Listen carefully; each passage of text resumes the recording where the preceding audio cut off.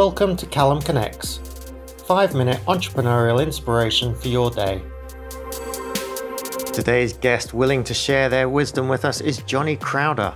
Johnny is a suicide abuse survivor, touring musician, and the founder and CEO of Cope Notes.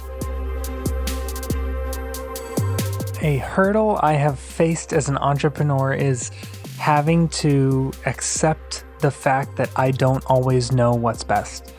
I'm very DIY in nature. I like building stuff. I like getting my hands dirty. And I'm definitely a self-starter, which has created issues in the past because I can think that my idea is best without taking into consideration the feedback and input of other people. So I'm thinking of one specific moment. This was early on in Cope Notes. I was actually retrofitting SMS marketing software and using it in a way that was totally not scalable, and it left a lot of room for human error. But in my head, I thought I was being so innovative and so creative by using this software in a unique way. And I remember our now CTO, Matt, reached out to me, and I didn't know him super well back then. And he said something along the lines of, "Hey, I'm in between jobs right now, and I have a tech background. I would love to take a look at what you're working on and maybe provide some input and help you build a more efficient system." And I thought to myself, we're good. Thanks. We don't really need that outside input because what we have is functioning more or less. And he kind of stayed persistent. So I took some meetings with him and he slowly started poking holes in my system. And before we knew it, we were completely rebuilding everything from the ground up.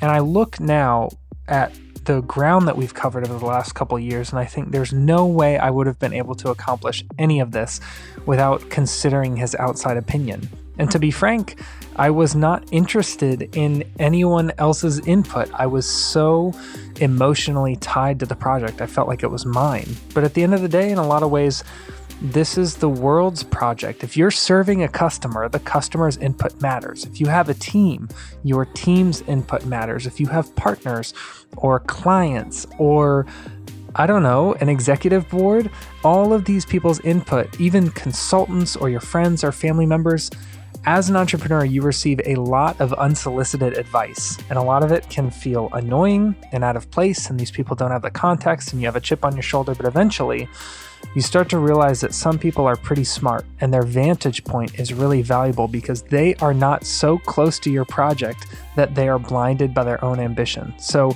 if I could give one word of advice to anyone, when you face that hurdle of wanting to push external input and external feedback away because you're emotionally tied to it and you're all hyped up, just keep in mind that maybe the word or words that that person has for you may change the course of your business forever, and that may be a great thing.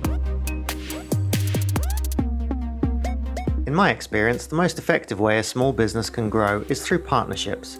To learn how you can win the partnership game, go to callumlang.com now and subscribe for your free copy of my best-selling book, Progressive Partnerships.